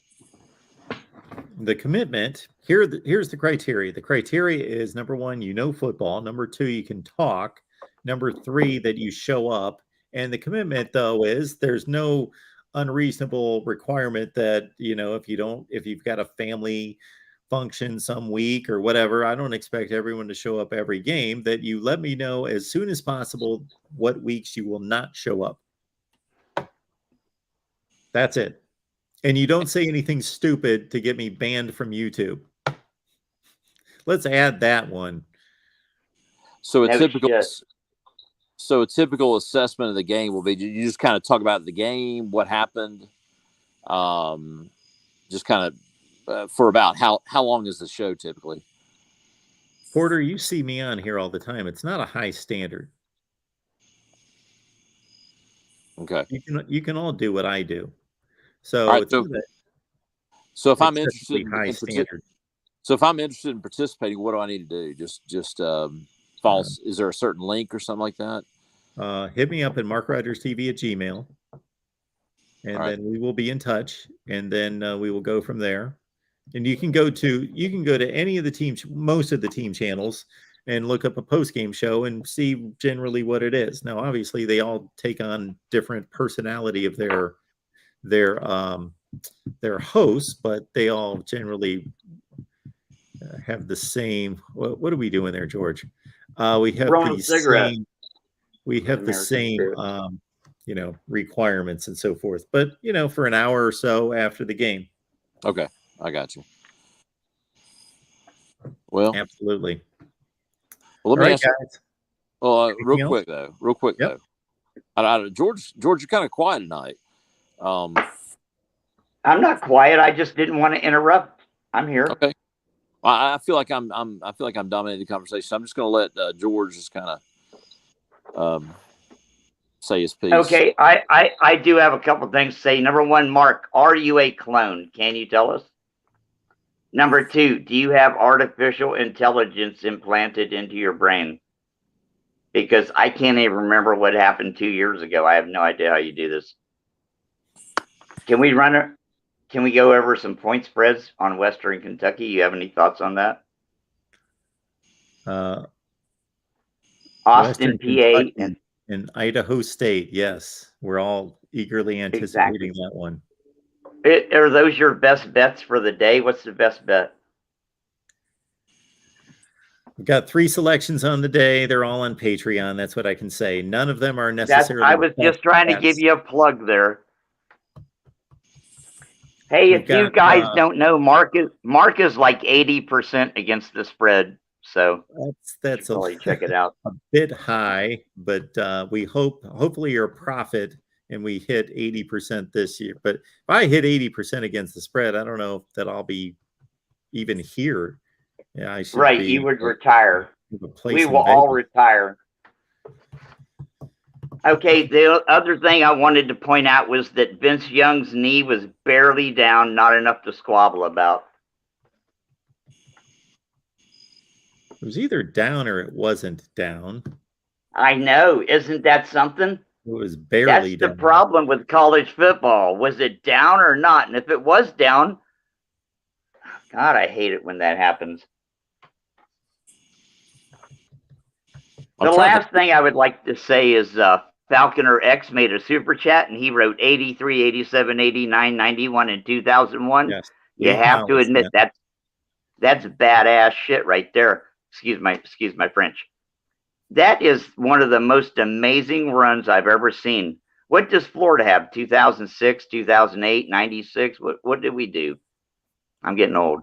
That's the run. You got it. You said you couldn't remember past 2 years ago. You got those 3. That's because I wrote it down. But I'm just saying we have a little ways to go to catch up to them. We need a couple more here. We don't know if that's the revised Voice of College Football National Championship listing, though.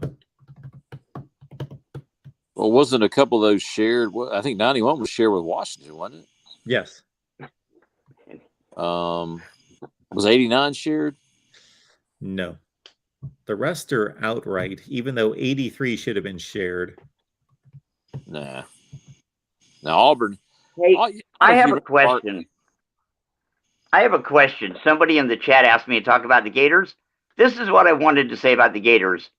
Can anybody in their right mind imagine Utah beating Florida ever under any conditions, even in Utah? That's ridiculous. That's free money. A 2-point spread.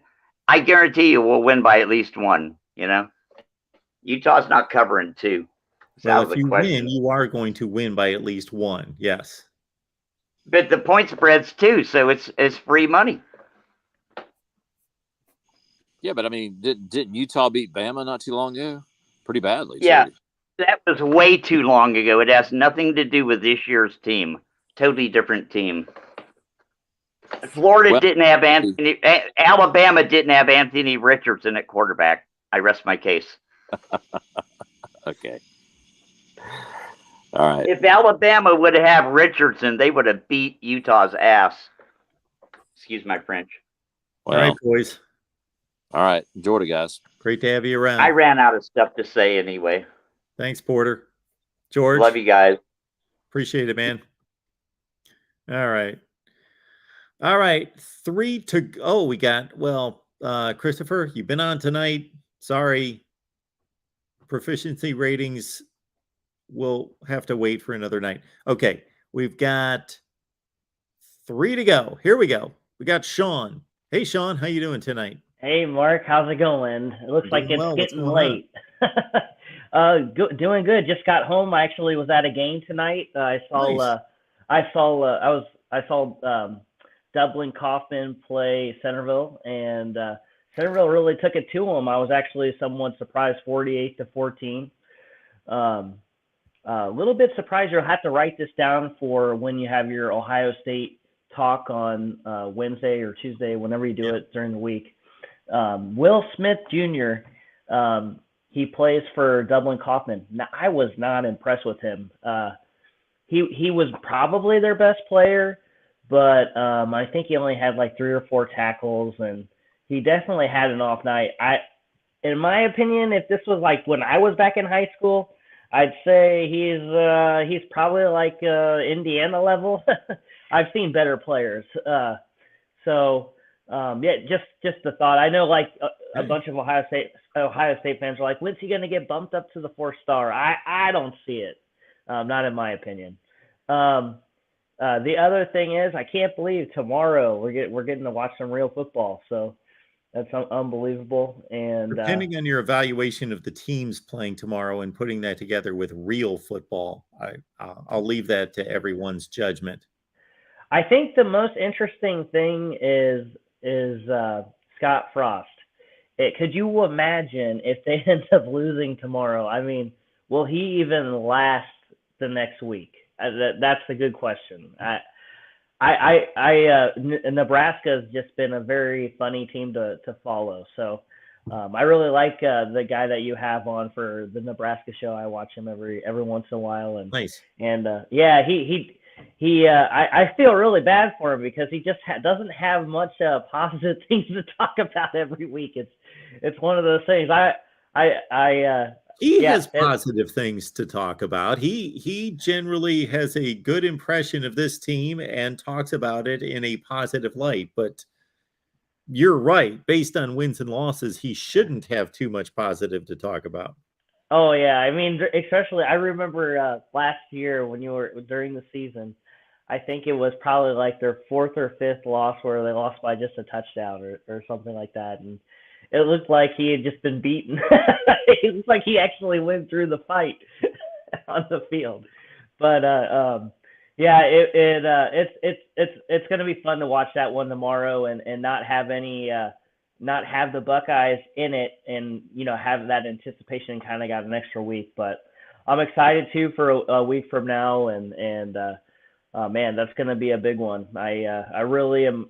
I kind of have a weird feeling. Normally, as of late, with these teams that come into Ohio Stadium, I always kind of feel bad because it seems like every team that we play that's a good team in the shoe, for whatever reason, we always lose. I was at the USC game when we lost. I wasn't at Virginia Tech, but the only one that comes to mind of a semi-big team was Miami back when we played them when I was in college, which was like 2010. Yeah, 2010 season. And we ended up beating them, but it took it actually was closer than it should have been. And then get really quick to your topic on best teams. One thing that hasn't been brought up with some of the best teams is there's been a couple of teams that have had to play a team from their conference in the BCS game or in the playoff, and I think that's a really, really big. I think it's a big hurdle to do that. I think probably one of my favorite teams to watch was LSU back in 2000 and I think 10 or 12. Yeah, 2012. They beat all these ranked teams in a row. And it was one of the most daunting schedules. And then they ended up beating at Alabama. They beat them 9-6 or something like that. And then they had to play them again in the Sugar Bowl. And they actually got trounced. But it was man, they played the toughest schedule I can ever remember. Even tougher than – and they did all that. And then they got rewarded by having to play a team they already played. So, and another team that's like that is the 1970 Buckeyes. They went in the season – played UCLA, and then ended up getting beat by and they destroyed UCLA during the regular season, and then they ended up losing to them in the Rose Bowl, I believe. 75. So, 75. Okay, yeah. So it's having to play a team again in the bowl game. It's kind of a disadvantage. I mean. I hate to say it, but the other ones that come to mind weren't nearly as important, but Nebraska and Oklahoma played 2 consecutive games. They played at the end of the regular season, then they rematched in the Orange Bowl, and they split. That was in 1978. About 10 years ago, a little bit longer than that, somewhere in the late 2000s, first decade, Nebraska and Washington played in the regular season. Nebraska killed them in the regular season. They replayed in the Holiday Bowl, and Washington won the game. Most of them are splits. We saw Alabama, Georgia last year. Split. Yeah. 2 games. Yep. You know, last year, it would have been really interesting to see a third game, I think, because really Alabama in that first game really took it to them. Georgia, you know, if it was a BCS year, they wouldn't have deserved to go. I don't think. But well, that's all I got for you, Mark, and excited for the conference expansion. We'll see what happens. There's just so much out there, so much news. No doubt. It's a great time to be in the I guess the job that you have now. It's definitely it's a great time to have topics about college football. So for sure. Have a good one. Thanks, Sean. Appreciate it. I would not trade my job for anyone's. That's for sure. All right, we got Hunter on the line. Hunter, what's going on tonight? Oh, we wanted. Sorry, Tim. That always, when that double clicks, when somebody leaves at the same time that I'm clicking them off, that's the result. Hunter, how you doing tonight? I'm good, Mark. How are you? I am doing just fine. What's up? Well, first of all, let me apologize for not being a member of your Patreon. I'm about to change that.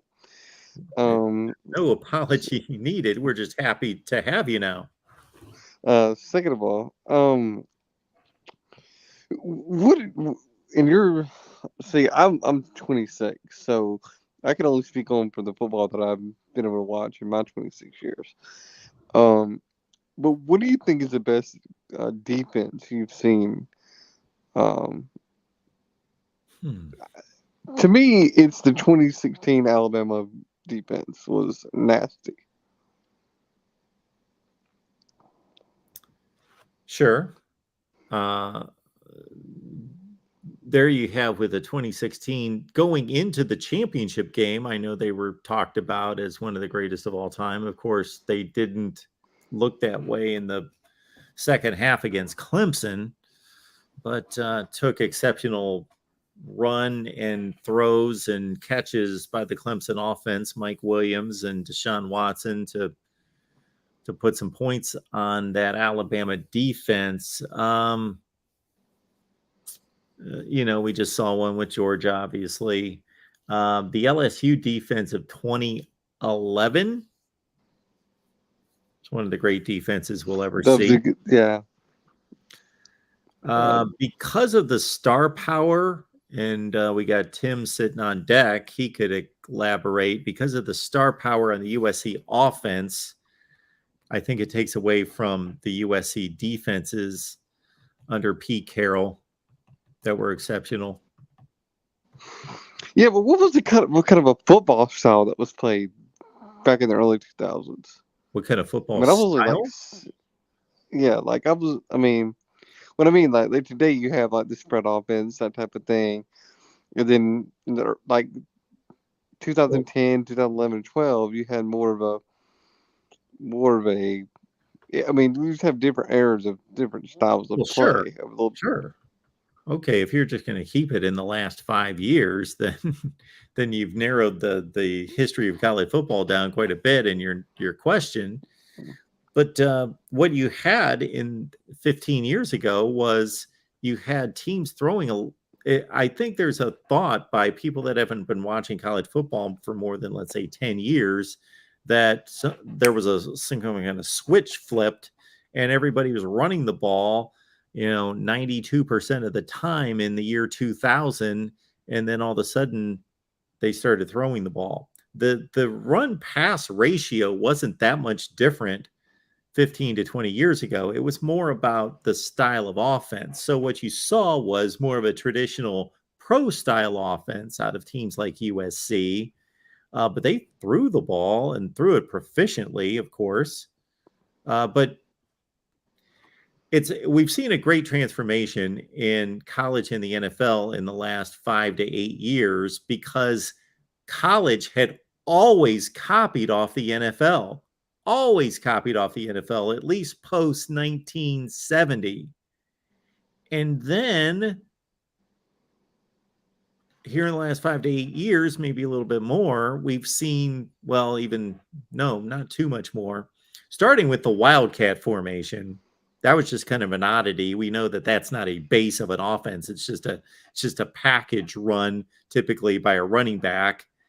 That the NFL started doing that after college teams started doing that, after like Auburn with Ronnie Brown and Cadillac Williams started doing that, and then they took that to the NFL, and then the NFL started copying what college, and so the college offenses that we saw in the spread and the RPO game and all that preceded what the NFL is now doing with college. This is the first time we've seen, this is the first era where the NFL has copied college football.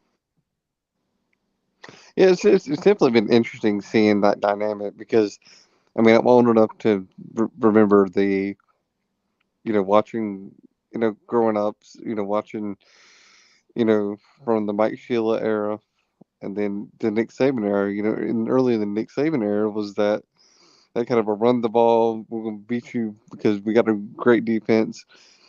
And to see it, like people, I don't think people give Saban enough credit because they always say that he's so stubborn. But anytime he's needed to make a change to win, he's made a change. And I don't understand where this notion comes from that Saban's some just old school type of guy. I mean, I think he just realized that, whatever you had to do to win, that's what you got to do. Yes, Davey, the 2011 LSU defense that gave up 21 points when its offense couldn't get a first down and the score was 6-0 forever. Yes, that LSU defense. Yes, look them up. Yes, that LSU defense. There's both sides of the ball. They could only hold up their end of the bargain. Yes, the same LSU defense that gave up 6 points to Alabama in an overtime game. Yes, that LSU defense. Yes, the one that gave up like 17 points to an Oregon team that was scoring 50-some points a game. Yes, that LSU defense. The one with Honey Badger. Yes, that LSU defense. Yes, it's the one I was talking about. Okay. Anything else, Hunter? Yeah, one last thing. Tomorrow on the Huskers game. Yep. I guess I'll find out in a few minutes when I sign up for your Patreon. But the book that I have has them at the Huskers at -11. Well, yeah. At the point that I checked it out and made my prediction, that game was sitting at 13.5. That was according to ESPN. You're probably looking at ESPN because I did just now, and it's down to 11. So people are loving late money on Northwestern. I think there's just too much on the line for Scott Frost. I mean, he can't afford to lose this game. He just cannot afford to lose it. And especially with all of the transfers coming in. That might be a bad thing. Yeah, it could be. It could be. And that's what I've said to, I got a friend of mine that's a big Cornhuskers fan, and I've just said now, you got to be careful about all these transfers. Yeah, that's great that you got them, but it's going to take a minute for them to gel and for them to, find an identity. Because they're coming from all different types of programs that have different philosophies. But I do like the changes that they made in the offseason of hiring new offensive coaches. I think that was a must for them to be able to be successful, because that previous offensive staff just it was just horrible. I mean, to be honest. So, I want Scott Frost to do good because that's where he went to school at, and so maybe this is the year that everything starts to come together for him. Well, anyone who keeps track of the personnel on these two teams knows that this shouldn't be a competitive game.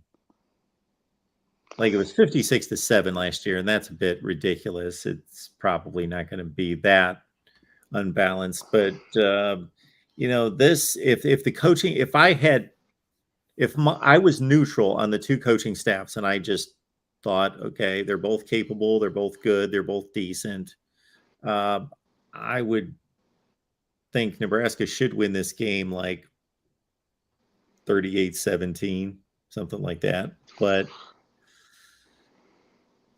I tell you, Hunter, I rarely read into.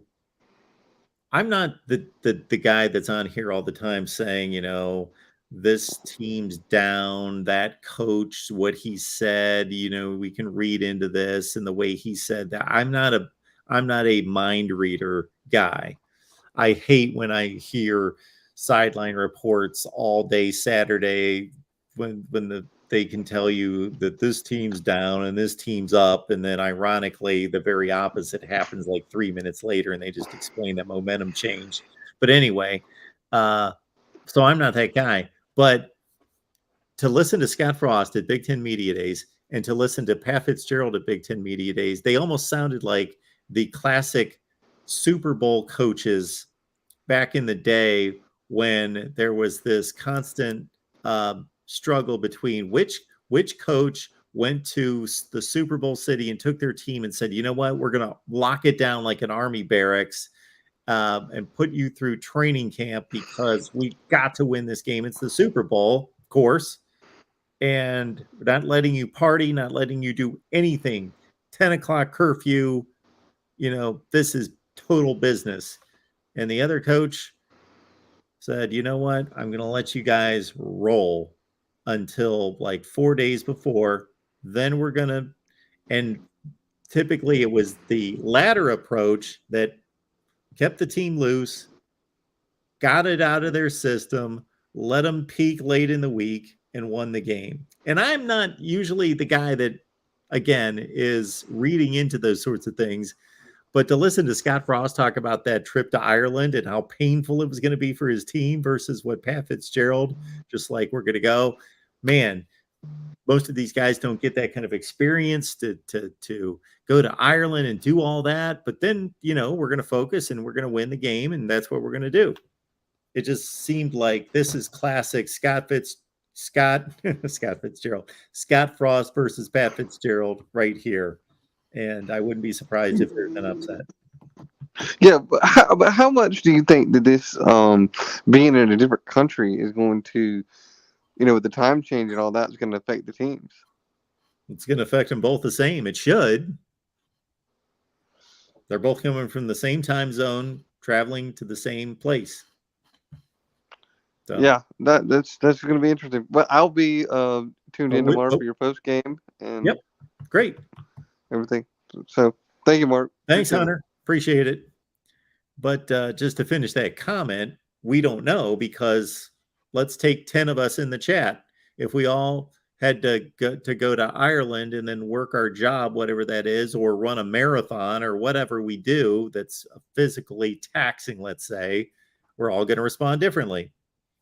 We're all doing the same thing if we were flying from the same location and had the same flight and all that, but it's going to affect us all differently. So we have no idea what that's going to look like. Hey, Tim, what's going on? Oh, hey, Mark. I'll just read the chat. Sorry, I wasn't paying attention. First off, I have a big apology. So I guess now I have extra powers in your live stream when I'm in backstage, because I started responding to D4, but the response was your name, Voice of College Football. I wondered who was able to do that.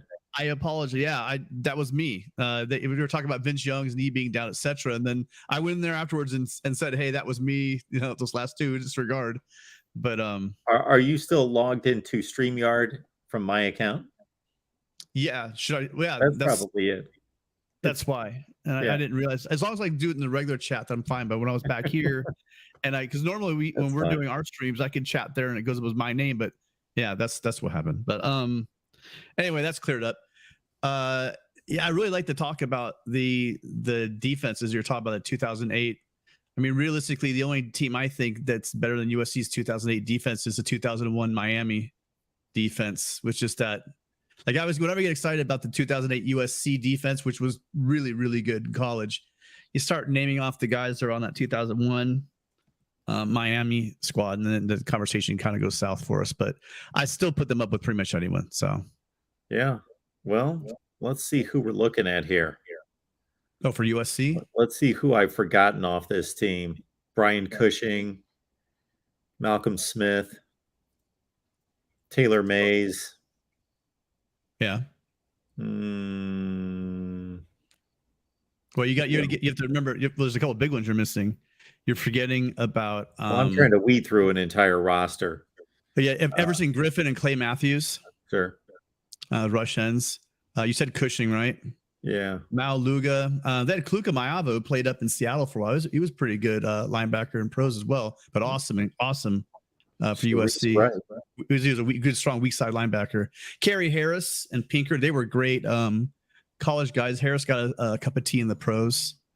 Kevin Elson also played for a while, but he got CTE before we knew what CTE was. That cut his career short, but he was a great safety as well. That team had like All-Americans, on the field, backing up All-Americans, and I believe that all of them got drafted. And it's not they had long careers or anything, but all of them were drafted into the NFL over 2 seasons. Like it was like 8 the first year and 3 more the next year. There was a lot of guys drafted off of that 2008 squad. But actually, I was calling in also to brag about my high school alma mater, St. John Bosco, who went to Allen, Texas. And absolutely pasted them. Last count was like 52-7 in the third quarter. Nice. But I mean, I'm in awe of that state. Those stadiums, those palaces they built out in Texas for Texas high school football are absolutely amazing. Plug your ears, Connor, out there. It looks better than the one up in Corvallis, the stadiums they got down there. So it was pretty amazing. But I'm excited. I can't even go to sleep. I know I'm not gonna be able to go to sleep because this is just that day. You know what I mean? It's like it's so close. You can actually. I see you're gonna fall asleep because you're about. I don't know how you do it. You're probably went to bed at 4 and woke up around 6. Started making videos. Something like that. And I'm gonna roll through with. So we got no one to pick up our Nebraska or Florida State post games tomorrow. So I'm the guy. So we'll watch Nebraska, do post game. I'll put Florida State on DVR, catch up to the game, do a post game, and then I may kick back at the end of the day. Yeah, well, but everyone remember though, next Thursday is the backyard brawl, and that's probably gonna be the best game until we get to Saturday. I think, like by far. But also, I don't know about that. No, you think really you're leaning on Pitt? My favorite. No. I'm not saying it's not going to be a great game and I want to watch it, and I will be watching that, but I really want to see Penn State and Purdue play. Okay. They're playing at the same time. Oh, I did not know that. I didn't know they're playing on Thursday. Yeah. All right, I'm sorry, Michael out there. Yeah, there you go. See, he's already mad at me. I didn't know that Purdue was playing. That's going to be a good game. That's a conference game. Yeah, but this is the first backyard brawl in a while, and that's a hell of a heated rivalry. So I think that'll be interesting. But everyone's got to remember though, Joey has his first show. He's doing Joey, who supports probably all the shows you guys watch out there. Joey's the guy behind the scenes, always getting guests, looking for sponsors, getting a lot of people together. Yep. He's doing his first show on Thursday from 2 to 4. It's called Mountaineers Legends Pregame Show. Wow. Yeah, and so I'll be tuning into that. I think again he's gonna line up some really, really good guests, ex-players. So even if you're not a fan of West Virginia and Pitt, still be a good look. I mean, it's a Thursday, get you ready for that game. I hope everyone shows the support, shows Joey the love, and gets ready for. Again, I think it's gonna be a great game, folks. So wait, so they're on the same time, Mark? Well, I was going to say we will allow everyone to not watch us here at the Voice of College Football for 2 hours on Thursday because we're going to be here from 4 a.m. until 4 a.m. on Thursday. That's right. I'll plug us then. And Mark, what do you have a slot in? We're right before you. When are we coming 8 in? to 11, right? Yeah. You guys are going to be watching the games and talking to everybody. Okay. So it'll be Tony and I will man the ship late, early evening for you guys. That should be fun. Well, early evening for you guys, or for at least for you. So everybody, this Thursday is the marathon that starts at 4 a.m., which I was going to do 5, but because of the scheduling on the back end, I adjusted to 4 a.m. on Thursday. You'll see me for 5 hours. We got some relief at 9 a.m. I'll come back at 11. Then I'll do a full 11 to 8, 9 consecutive hours. And then we turn it over to Tim, Tony, and possibly Rick. Is he going to be here? But Tim and Tony for sure from 8 to 11. And then I'll close it out with post game. Yeah, that'll be good, and maybe possibly even, I'm not sure, but we might be doing the first Pac-12 show Thursday. Yeah. So Thursday is so that's gonna be confusing. So maybe we'll have to put that on hold till next Thursday. But we're gonna do it before they kick off for the Pac-12 schedule in full for that Saturday. We're planning on doing a Thursday night Pac-12. It'll be late for you East Coasters, but it'll be like I think we're talking about doing 6 o'clock Pacific, 9 o'clock Eastern. Okay, I was just going to ask you. So that's going to be on the main channel. That's going to be on the USC and Oregon channel, simulcasting on all three every Thursday at 9 Eastern, 6 Pacific. That'll be phenomenal. I can't wait. Again, I've been gearing. I didn't think I was doing any of these shows, but I've been gearing up watching your channel for the past year. And again, I have more knowledge of West Virginia and Miami and Iowa, than I've ever had in my entire life. So I'm really looking forward to the season. And I've kind of adopted those teams. So they're gonna be like my second, it's your fault. I mean, I can't see Ohio State because I'm at work for some of these shows, but I mean, the ones I am able to catch in the afternoons, I'm just looking forward to all that, using all that knowledge in the bars when I'm talking to people, and I actually know what I'm talking about when I'm talking about special features or something like that, and the things I would never known in a million years, probably like a year ago. So I hope everyone's taking advantage of all this free information to look smart with all your friends. And again, please watch Joey's show on Thursday, 2 o'clock to 4 o'clock Eastern time. Look it up. Joey, drop the link if you're out there still. Tim, you'll be happy to know that we've added 4 people on Patreon since 9 p.m. There we go. Wow, really? Oh, I think that's going to blow up. You guys got to get in there. I think we need to have special T-shirts made for the first 100.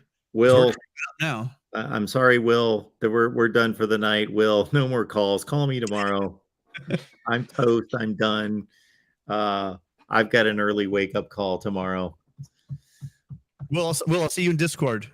We'll do a stream tonight. We'll do Discord, and I'm going to be up bright and early because I've got hospital visits to make before noon. So 4. This is a banner day here. The Voice of College Football. It doesn't sound like much, but 4 entries into Patreon/Discord just since 9 o'clock tonight. So just in the last like 2.5 hours. Yeah, I think we've been talking about getting T-shirts like the 100 for the first 100, and then we'll have your Discord. But we'll make special commemorative T-shirts for first 100 people in. You have to buy it, of course, but it's going to be at cost. That's what our plan for the first 100. But it's been fun, Mark. It's been a great learning and meeting all the people in your community, and I think your channel's going to blow up once the season starts. I really do. So I appreciate it, man. Onward, man. Tim, thank you. Will, I'm sorry. Thank you as well. But you can call me just about any time.